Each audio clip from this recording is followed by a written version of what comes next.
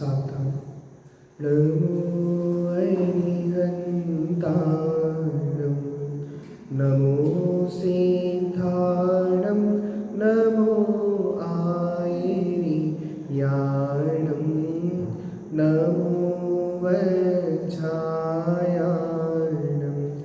नमो लोहि सवसानं। मङ्गलं भगवान् वीरो मङ्गलं गौतमो गणे मङ्गलं कुन्दकुन्दारो जैन धर्मोऽस्तु मङ्गलं जैन धर्मोऽस्तु मङ्गलम्। कल अपन ने देखा था जीवनधर स्वामी का चरित्र देख रहे थे। जीवनधर स्वामी के चरित्र में हमने देखा था कि बंदर और बंदरिया के दृश्य को देखकर जीवनधर कुमार को वैराग्य की उत्पत्ति हुई थी और वैराग्य का चिंतन करने के लिए वे 12 प्रकार की भावनाओं का चिंतन कर रहे हैं। तो ये 12 प्रकार की भावनाएं वैराग्य की जननी होती हैं, वैराग्य की वर्धनी होती हैं, उनसे वैराग्य की उत्पत्ति भी होती है और वैराग्य की वृद्धि भी होती है।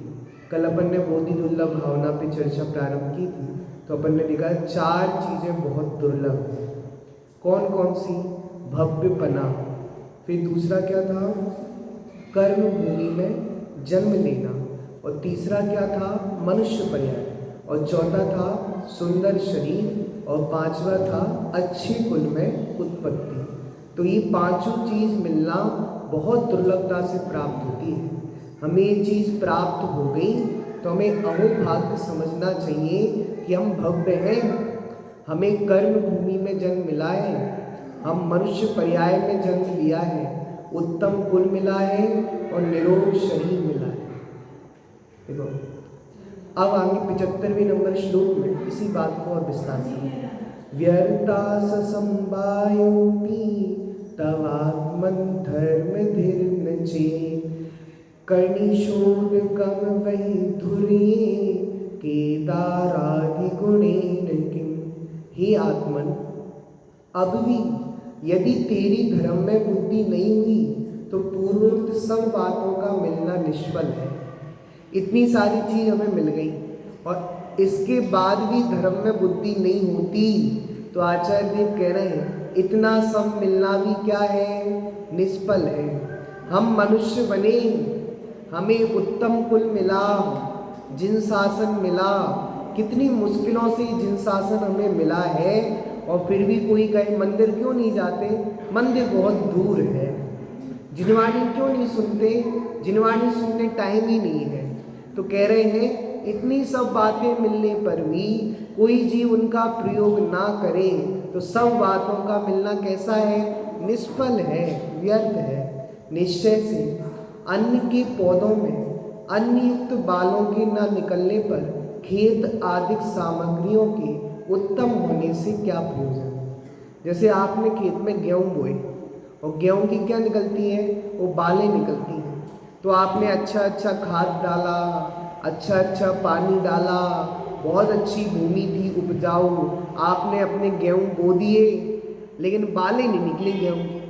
अब कोई कहे हमने खाद भी अच्छा डाला था चाचा जी, पानी भी अच्छा दिया था, भूमि भी अच्छी उपजाऊ थी, सब सामग्री मिलने पर भी कार्य नहीं हुआ तो सामग्री का मिलना कैसा है?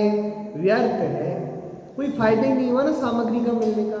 ऐसी हमें मनुष्य पर्याय मिली है, उत्तम कुल मिला है, जिन शासन मिला है, और हमने भव का अभाव नहीं किया तो सबका मिलना और नहीं मिलना एक के समान है।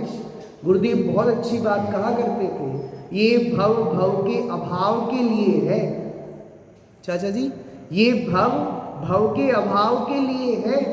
हमको संकल्पित होना है ये भव हमारा ऐसे ही नहीं चला जाए। ये मनुष्य पर्याय बहुत वैल्यूएबल है। बिना सम्यक दर्शन के मनुष्य पर्याय चली गई तो हम कौन कौन सी गतियों में जाएंगे पता नहीं चलेगा। एक तो हमें मनुष्य पर्याय की वैल्यू नहीं आती। आचार्य ने मनुष्य पर्याय की वैल्यू बताने के लिए पता है क्या उदाहरण दिया? एक कोई पेड़ हो जिसको जला दिया जाए, जिसकी राख हो जाए, और वह राग बहुत तेज हवा चले तो चारों दिशाओं में वो राग फैल जाए। अब ये कह रहे हैं वो राग मिले, वो राग का एक एक कण मिले, फिर से पेड़ बने। चाचा जी कितना दुर्लभ है। सागर में चिंतामणि रत्न फेंक दिया हो और अब कोई गोताखोर से कहो इतने विशाल सागर में वो चिंतामणि रत्न खोज कर लाना है। इतना दुर्लभ है मनुष्य पर्याय का मिलना। हम पता नहीं हंसी में मजाक में मनुष्य पर्याय को खो देते हैं।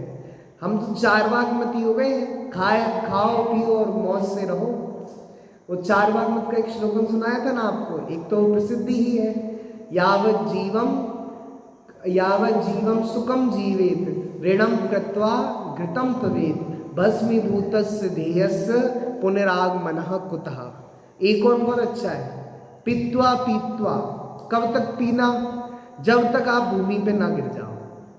ये चारवाक मत वालों का सिद्धांत है। ये मनुष्य पर्याय मिलना बहुत वैल्यूएबल है। तो इस मनुष्य पर्याय को प्राप्त करके भी यदि हमारी धर्म में बुद्धि नहीं हुई, अगर धर्म को जानने की जिज्ञासा नहीं हुई तो सारा जीवन व्यर्थ है। इन पांचों चीजों का मिलना नहीं मिलने के समान। देखो, हे आत्मन कदाचित भव्यत्व आदि दुर्लभ पांचों की एक साथ प्राप्ति भी हो जाए, परंतु यदि तुम्हारी यथार्थ धर्म में रुचि नहीं है तो उन पांचों का एक साथ पाना भी व्यर्थ है। जैसे खेत वगैरह अच्छे भी रहें पर उनमें बीज बोने पर अनाज की उत्पत्ति ना हो तो उनकी अच्छाई से क्या लाभ। कोई कहे बहुत अच्छा खेत मिल रहा है आपको, बहुत उपजाऊ खेत है, आपने गेहूं बोए फसल निकली नहीं, तो कहेगा काय का उपजाऊ है, काय का अच्छा खेत है। अच्छा खेत थोड़ी ना है। अच्छा खेत होता तो हमने जो अनाज बोया है वो निकलना चाहिए था। ऐसी मनुष्य पर्याय बहुत अच्छी है, बहुत अच्छी है, बहुत दुर्लभता से प्राप्त हुई है। और मनुष्य पर्याय मिलकर भी यदि रत्नत्रय की साधना नहीं की, धर्म की साधना नहीं की तो सब मिलना व्यर्थ है। पता है आचार्य देव पुरुषार्थ सिद्धि उपाय बहुत अच्छी बात लिखते हैं, तत्रादौ सम्यक्तम समुपासी अखिल यत्नेन। अखिल यत्न कर कर भी, संपूर्ण यत्न कर कर भी सम्यक दर्शन की प्राप्ति करो। और बहुत अच्छी बात कहूं, मनुष्य पर्याय सम्यक दर्शन के लिए नहीं मिली। क्या कहा? मनुष्य पर्याय किसके लिए नहीं मिली चाचा जी? सम्यक दर्शन के लिए नहीं मिली। सम्यक दर्शन तो चारों गतियों के जीवों को हो जाता है। तेयंच गति का जीव भी सम्यक दर्शन कर सकता है। नरक में रहने वाला नारकी जो 24 घंटे मारो काटो ऐसे वातावरण में जी रहा है, वह नारकी भी सम्यक दर्शन कर सकता है। स्वर्ग के देव जो 24 घंटे विषय भोगने में लगे हैं, उस स्वर्ग के देव भी सम्यक दर्शन प्राप्त कर सकते हैं। तो मनुष्य होकर भी सम्यक दर्शन प्राप्त किया तो क्या किया, क्या गजब काम कर लिया तुमने। ये मनुष्य पर्याय तो रत्नत्रय की आराधना के लिए मिली है। बहुत सारे लोग कहते हैं पंडित जी पंचम काल है, पंचम काल में मोक्ष तो होता नहीं है, मोक्ष तो होता नहीं है। मैं आपसे पूछना चाह रहा हूँ, पंचम काल में सातवां गुण स्थान होता है कि नहीं होता? होता है। आपने सातवां प्राप्त कर लिया कि नहीं कर लिया? वो तो नहीं किया, पर मोक्ष नहीं होता। जिसने सातवें तक को प्राप्त कर लिया है वो मोक्ष नहीं होता, यह बात कहे तो जचती है। और अभी हम मिथ्यात्व की दशा में, अज्ञान की दशा में बैठे हुए हैं और बड़ी अच्छी अच्छी बातें करते हैं। पंडित जी शास्त्रों में लिखा है पंचम काल है, पंचम काल में मुक्ति नहीं होती। आपके मुख से बात नहीं जचती है, आपको दुर्लभता की कीमत नहीं है। पता है चाचा जी, कीमत जब आती है जब वो चीज हमारे पास ना हो। किसी भी चीज के अभाव की महिमा करके देखो, यदि वो चीज हमारे पास नहीं होती तो क्या होगा। आप विचार नहीं करते, जैसे कोई व्यक्ति अंधा है, उसके पास आंखें नहीं है, तो कल्पना करके देखो आज यदि हमारे पास आंखें नहीं होती तो क्या होता। किस किस को देख पाते? हमारे चारों ओर अंधकार ही अंधकार दिखता। आप कल्पना कर सकते हो कि किसी की 60-70 वर्ष की आयु हो, उसको देखने के लिए कोई सा रंग नहीं दिख रहा, काला ही काला दिख रहा है, काला ही काला दिख रहा है। चाचा जी बोलो, भोजन कर रहा है पता ही नहीं क्या कर रहा है, उसको संसार दिख ही नहीं रहा, लोग दिख ही नहीं रहा, तो आप कल्पना कर सकते हो वो अंधे व्यक्ति की दशा कैसे हो। उसको पता है आंखों की महिमा क्या है, हमें नहीं पता आंखों की महिमा। ऐसे ही जिन जीवों को मनुष्य पर्याय प्राप्त नहीं हुई वो उनको पता है मनुष्य पर्याय की कीमत। हमें सहज प्राप्त हो गई, हमें महिमा नहीं आती इसकी। देखो आगे इसी बात को और विस्तार से बताते हैं। तदात्मन दुर्लभ गात्रम धर्मार्थम मूढ़ कल्पिता भस्मने दहतो रत्नम मूढ़ा का स्यात् परोजना। हे मूढ़ात्मन, इसलिए दुर्लभ शरीर को धर्म के लिए संकल्प कर दे। ये शरीर मिला है ना, ये दुर्लभ शरीर है, इस शरीर को किसके लिए लगा दो? धर्म के लिए लगा दो। निश्चय से भस्म के लिए रत्न जलाने वाले पुरुषों की अपेक्षा दूसरा कौन मूर्ख होगा? पंडित जी, ये शरीर मिला है ना, शरीर ये तो तनख्वाह के लिए मिला है, तनख्वाह के लिए ये शरीर मिला है ना। हम इससे जॉब करेंगे, नौकरी करेंगे तो क्या मिलेगी? तनख्वाह। पता है तनख्वाह किसे कहते हैं? जो तन को खा जाए। बोलो, व्यक्ति पैसे के लिए 12-12 घंटे काम करता है, वो 12-12 घंटे लैपटॉप में लगा है, वो टेक्नोलॉजी में लगा है, गारंटी से बीमार होगा। 50-60 साल की उम्र में ओम फट स्वाहा हो जाएगा उसका। वो कुर्सी पे बैठे बैठे रीढ़ की हड्डी टेढ़ी हो जाएगी, कोई काम का नहीं रहता वो व्यक्ति। 12-12 घंटे जिस कंपनी ने उनको चूस लिया है और पैकेज के नाम पर आपको लूट रहे हैं। पैकेज, बोलो, संजीव जी भाई साहब ने बताया था एक बार, पैकेज का मतलब पैक द एज, आपकी एज को पैक कर दिया उसने। चाचा जी, पैकेज का मतलब पैकेज, आपकी एज को पैक कर दिया उसने। आप ज्यादा नहीं जी पाओगे, आप सीमित हो गई आपकी उम्र। बताओ, उस पैकेज के लिए शरीर को बर्बाद कर रहे हैं कि नहीं कर रहे हैं? हम शरीर का ध्यान नहीं रखते, नौकरी के लिए, दुकान के लिए, व्यापार के लिए, धंधा के लिए किसको लगा रहे हैं? शरीर को लगा रहे। पर हमारे जैन आचार्य ने तो ये कहा था, यह तन पाए महातप कीजे या में सार। ये शरीर प्राप्त हुआ था, ये तो संयम की आराधना के लिए प्राप्त हुआ था। ये शरीर कोई विषयों में गंवाने के लिए प्राप्त नहीं हुआ, ये शरीर नौकरी करने के लिए प्राप्त नहीं हुआ। पर ये जीव नौकरी कर रहा है। क्या कर रहा है? नौकरी। नौकरी का मतलब नौकरी, कुछ किया नहीं, नौकरी नौकरी नौकरी। ये शरीर का प्रयोग नौकरी के लिए। पंडित जी, आप क्या जानो, बड़े बड़े पैकेज मिलते हैं, 1 करोड़ का पैकेज। कितने करोड़ का पैकेज? मैं तो कभी कभी विचार करता हूँ, जिन जीवों को 1-1 करोड़ का पैकेज मिलता है वो कितने अच्छे जीव हैं। 20 साल काम करो, 20 करोड़ रुपया, मत कमाओ, छोड़ दो। चाचा जी, कितना बढ़िया जीवन है। लेकिन कहाँ 1 करोड़ का पैकेज मिल रहा है, वो भी उन्हें कम लगता है। और कहते हैं जब तक करते ही रहेंगे, क्योंकि क्या दिख रहा है? पैसा पैसा। ये शरीर किसके लिए होम कर दिया, किसके लिए बर्बाद कर दिया? विषय कसायों के लिए। बोलो, ये विषय कसायों के लिए बर्बाद करने जैसा नहीं था। पता है कुंद आचार्य 11 वर्ष की उम्र में क्यों निकल गए? वो जिनसेन आचार्य 8 वर्ष की उम्र में क्यों निकल गए? उनको ये लग गया ये शरीर हमें संयम की आराधना के लिए मिला है, क्योंकि ये सामान्य शरीर नहीं है, मनुष्यों का शरीर है। ये मनुष्यों का शरीर बहुत दुर्लभ होता है। ये नौकरी में, व्यापार में, धंधे में इस शरीर की शक्ति, बुद्धि सब खर्च हो रही है। अब लोग आते हैं बुढ़ापे में धर्म करने, तुमने सारी शरीर की शक्ति तो कहाँ खर्च कर दी? नौकरी में, व्यापार में, दुनियादारी में, सब में खर्च कर दी। अब बुढ़ापे में हाथ चलते नहीं, पैर चलते नहीं, कान से सुनाई नहीं देता, आंखों से सुनाई नहीं देता। अब करेंगे धर्म, अब नहीं होगा धर्म। ये शरीर मिला है तो बता संयम की आराधना के लिए मिला। तो कितनी सुंदर बात कर रहे हैं। हे आत्मन, जैसे कोई पुरुष बर्तन मांजने के लिए उपयोगी राख बनाने हेतु, पहले लोग बर्तन मांजते थे, किससे मांजते थे? राख से। अब राख चाहिए थी बर्तन मांजने, घर में राख तो थी नहीं, और क्या मांजना है चाचा जी?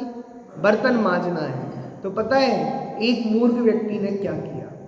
बहुमूल रत्नों को जलाकर उनकी राख तैयार करता है। रत्नों को जला के क्या तैयार की? ये मूर्खता है कि बताओ और क्या है? मूर्खता ही है। तो वह महामूर्ख समझा जाता है। कौन सा मूर्ख है? महामूर्ख। हमारी एक हिंदी में कहानी आई थी, एक व्यक्ति था, वो बहुत महामूर्ख व्यक्ति था। एक बार वो बस में सफ़र कर रहा था, थोड़ी उसकी 50-60 साल की उम्र थी। कुछ युवा लोग देखकर बोले, इसकी मूंछ अच्छी नहीं लग रही है, इसकी मूंछ अच्छी नहीं लग रही है, यहाँ से बड़ी है, यहाँ से बड़ी है। तो मूर्ख तो था ही, उसने अपने हाथों में लाइटर था और लाइटर से अपनी मूंछें जला ली। फिर तो उसका पूरा मुंह जल गया और जलन होने लगी पूरे शरीर में। तो वहाँ पे बैठने वाले लोग हंसने लगे, कहने तुमने ही तो कहा था मुझे अच्छी नहीं लग रही, इसलिए तो मैंने जला ली। मतलब ये महामूर्खता की निशानी है। तुमने कहा था ना रात चाहिए, रात, तो हमने जला ली रत्न और रात प्राप्त कर ली। ऐसे प्राप्त नहीं करनी थी रात। रात की कीमत बहुत कम है और रत्नों की कीमत बहुमूल्य है। कहाँ रात और कहाँ रत्न। वैसे ही मात्र संसारिक सुख के लिए इस मनुष्य पर्याय को गंवाना महामूर्खता है। 24 घंटे विषय कसायों के सेवन में, दिन रात विषय कसायों के सेवन में लगे हैं, 1 मिनट भी जीव को फुर्सत नहीं है, तो आप महामूर्ख बने का काम कर रहे हैं। लोगों को चतुराई लगती है, अरे कितना कमाते हैं, कितना बड़ा पैकेज है इनका, कितने बड़ा पैकेज। आप समय कितना बर्बाद कर रहे हो, समय कितना बर्बाद कर रहे हो, और मनुष्य जीवन बर्बाद कर रहे हो। मनुष्य जीवन, आपने मनुष्य पर्याय की वैल्यू नहीं समझी, तो ये प्रकृति आपको मनुष्य पर्याय नहीं देगी भविष्य में। बोलो, नर देह का उपयोग तो धर्म प्राप्ति के लिए करना ही युक्ति संगत है। अब बताते हैं धर्म से क्या होता है। देवता भविता स्वापी देवः स्वधर्म पापता तम धर्मं दुर्लभं कुर्यात् धर्मो हि भुवि कामसु। हे आत्मन, धर्म और पाप से कुत्ता भी देव और देवता भी कुत्ता हो जाता है। चाचा जी, धर्म किया हो तो कुत्ता कौन हो जाता है? देव। और पाप से देव भी कुत्ता हो जाता है। रत्न शाकाचार्य में श्लोक आया, स्वापि देवोपि देवा स्यात् जायते धर्म किल विषाद। ऐसे ही लगता है कि वहीं से लिया है कि धर्म का प्रभाव हो तो कुत्ता भी देव बन जाए, और अधर्म के कारण, पाप के कारण कुत्ता देव भी कुत्ता बन जाए। सब किसका कमाल है? जायते धर्म किल विषाद। सब धर्म का ही कमाल है। इसलिए धर्म बहुत दुर्लभता से प्राप्त होता है। और कितना गजब का धर्म देखो। इसलिए तू दुर्लभ उस धर्म को धारण कर। निश्चय से संसार में धर्म इच्छित कार्य को पुष्ट करने वाला होता है। हमको नहीं पता ये धर्म बहुत दुर्लभता से प्राप्त हुआ। पंडित जी, धर्म थोड़ी ना दुर्लभता से प्राप्त होता है। धर्म तो सहज सुलभ है, वो तो फ्री में मिलता है। पैसा कमाने के लिए मेहनत लगती है। सही कह रहा हूँ चाचा जी, लोगों को धर्म की वैल्यू नहीं है। भगवान कहाँ दूर भटके जा रहे हैं, भगवान तो यही है। अभी तो सीजन है, दुकानदारी कर ले रहे हैं। पंडित जी कहाँ भगे जा रहे हैं, प्रवचन सुन लेंगे जब फ्री होंगे। सीजन करना जरूरी है ना। बताओ, धर्म का मतलब है, समझ में आता है कि नहीं आता? धर्म फ्री में मिल रहा है ना? फ्री में नहीं मिल रहा, पुण्य का उद्देश्य नहीं मिल रहा, और तुम पुण्य की उपेक्षा करोगे तो नहीं मिलेगा। पता नहीं धर्म के मामले में लोग पता नहीं कितने शिथिल हैं। ऐसा लगता है कि धर्म तो फ्री में मिल जाता है, धन कमाने के लिए मेहनत करनी। बताओ, कोई बच्चा पाठशाला जाने तैयार हो तो मम्मी ने कहा बेटा नहीं अभी मत जाना, अभी तुम्हारी सिंगिंग की क्लास है, अभी डांसिंग की क्लास है, अभी ड्राइंग की क्लास है। पाठशाला जाके क्या करोगे? पाठशाला तो फिर कभी चले जाना, फिर कभी नहीं जाएगा वो पाठशाला, क्योंकि पाठशाला में पैसे नहीं लगते ना, पाठशाला में कुछ देना नहीं पड़ता ना, तो पाठशाला की वैल्यू नहीं आती। ये व्यक्ति इतना धन का लोभी हो गया है, जहाँ धन खर्चता है उस चीज की तो वैल्यू आती है, पर धर्म की नहीं आती। तुम्हें सीएम की महिमा क्यों आ रही है? क्योंकि वह पैसा मिलता है।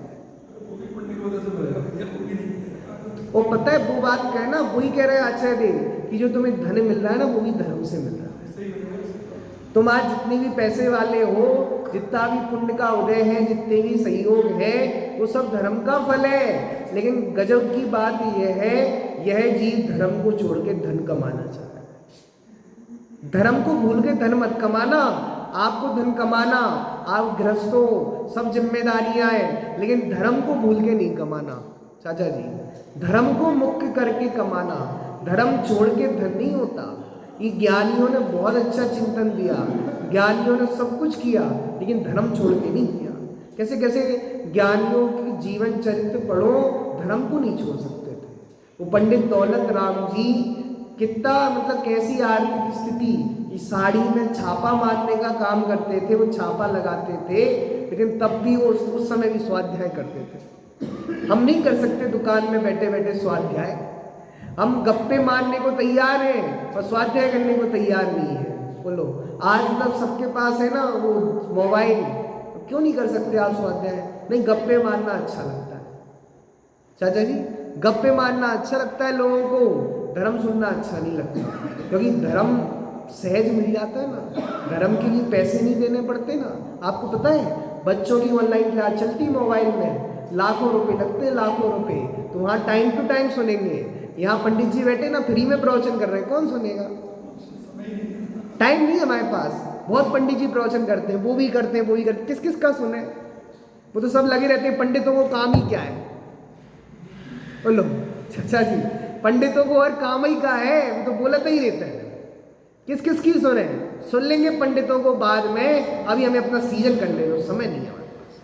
मैं इसका मतलब आपको पता है, आपको धर्म फ्री में मिल रहा है, वैल्यू नहीं आ रही। धर्म बहुत दुर्लभता से प्राप्त है। उस त्रियंच से पूछो जिन्हें भगवान के दर्शन करने नहीं मिलते, उस त्रियंच से पूछो उसे भगवान की दिव्य ध्वनि, भगवान की प्रवचन सुनने नहीं मिलते, उसको पता चलेगा भगवान के दर्शन होना क्या है। समझ में आया? उन नारकियों से पूछो जिन्हें भगवान के दर्शन नहीं हो रहे, उन नारकियों से पूछो जिन्हें प्रवचन सुनने नहीं मिल रहे, उन्हें वैल्यू आती है, हमें नहीं आती, क्योंकि हमें लगता है कि इसके सुनने से क्या होगा।